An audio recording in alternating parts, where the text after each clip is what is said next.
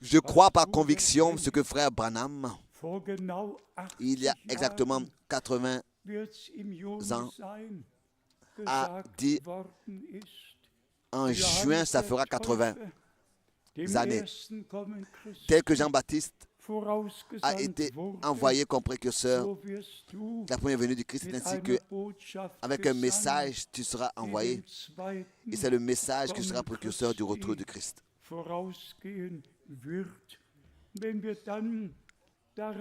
Et quand nous pensons encore à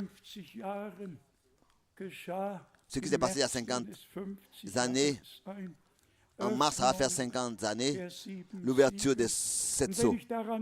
Et quand je pense avec le frère Branham,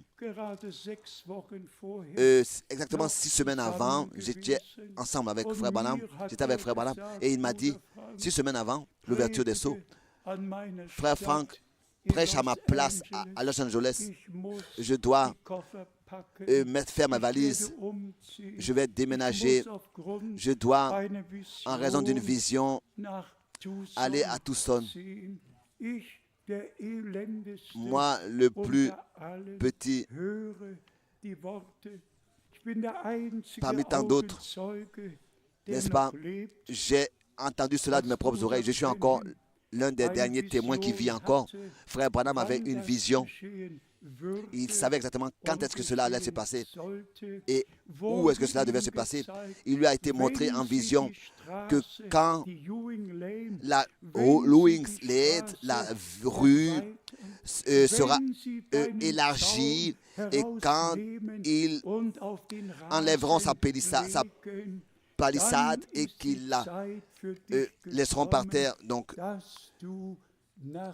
sur la rue, le temps sera pour lui de déménager, d'aller en Arizona. Ses propres yeux que vous voyez, moi, frère Franck, mes propres yeux ont vu la palissade de frère Branham enlevée et couchée sur son gazon. J'ai vu ça de mes propres yeux, l'accomplissement de cette vision. Dieu m'a fait grâce, depuis le commencement déjà.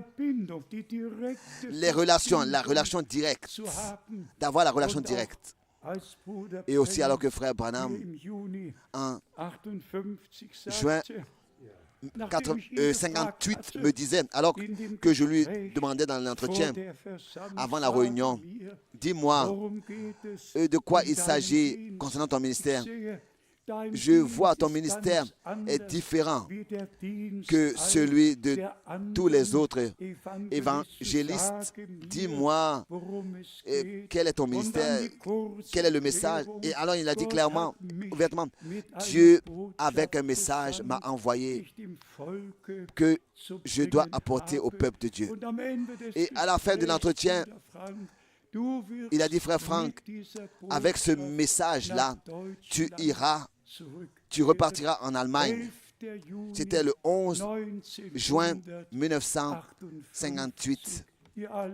Tous, vous savez, j'étais au Canada, j'avais quitté l'Allemagne, j'étais au Canada, je vivais là-bas, je venais d'acheter une maison. Et j'avais une belle voiture, etc., bleu clair, avec un toit blanc. Et je vivais comme le prince à Fosine, et j'allais très bien. Et ensuite, cette parole m'a été dite, avec ce message, tu repartiras, tu retourneras en Allemagne. En juin, cela a été dit. Déjà en septembre, j'étais en Allemagne. En juin, cela a été dit. J'ai laissé tout tomber. Et je suis revenu en Allemagne.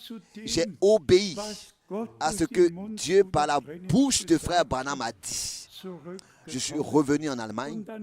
Et ensuite, l'appel a suivi.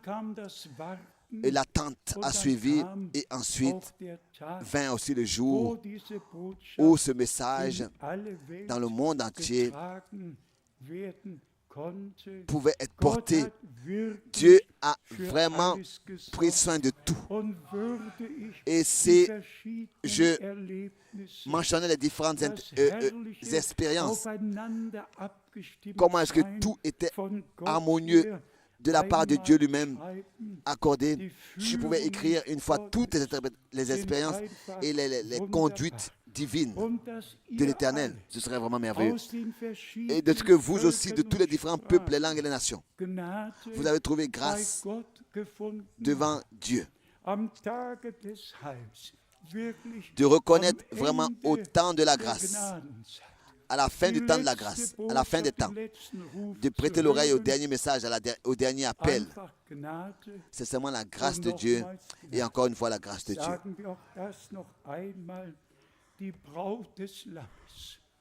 Disant encore cela, l'Église, l'épouse de l'agneau ne se souillera pas. Quand nous avons pour cela les 2 chapitres que nous avons redonnés, séparés, c'est-à-dire Apocalypse 12, où la vraie Église est couronnée avec l'enseignement des apôtres, de laquelle le Fils mâle naîtra, et ensuite Apocalypse 17, la grande prostituée qui règne sur les eaux, les grandes eaux, et qui a commis la fornication avec les rois de la terre. La fornication avec les rois de la terre. Vous pouvez lire ces 2 chapitres, le chapitre 12 et le chapitre 17 d'Apocalypse, jusqu'au chapitre 18 d'Apocalypse, au verset 4. Vous, mon peuple, sortez du milieu d'elle, séparez-vous, dit le Seigneur. C'est ainsi que je veux vous agréer, bien-aimés frères et sœurs, a dit l'Éternel. Ça, c'est une parole de Dieu qui est adressée à nous tous. Et celui qui est de Dieu écoute les paroles de Dieu. S'il vous plaît, acceptons aussi de tout notre cœur. Ne prêtons pas l'oreille à James et Jambres et à Corée. Corée venait de la tribu de Lévi. Et Lévi était la tribu que Dieu avait déterminée à effectuer le service de sacrificateur. Corée n'était pas comme ça quelqu'un de quelconque. Hein. Non, il était de la tribu de Lévi. Et aujourd'hui, il y a encore des frères qui vraiment s'imaginent être quelque chose. Non, non. Nous devons respecter l'ordre divin. Demandez à tous ces frères, demandez à tous ces ministres de la parole la joie qui est dans leur cœur, de ce que, selon Matthieu 24, au verset 45 jusqu'au verset 47, il distribue la même nourriture et ils servent au peuple de Dieu richement la table de l'Éternel sans mélange, comme nous l'avons lu dans Apocalypse chapitre 1. Ce que Dieu a révélé à l'un de ses serviteurs dans Apocalypse, c'était Jean. C'était pour que cela soit montré à tous les autres serviteurs.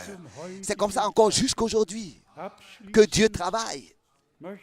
Pour finir, je voudrais aller dans le psaume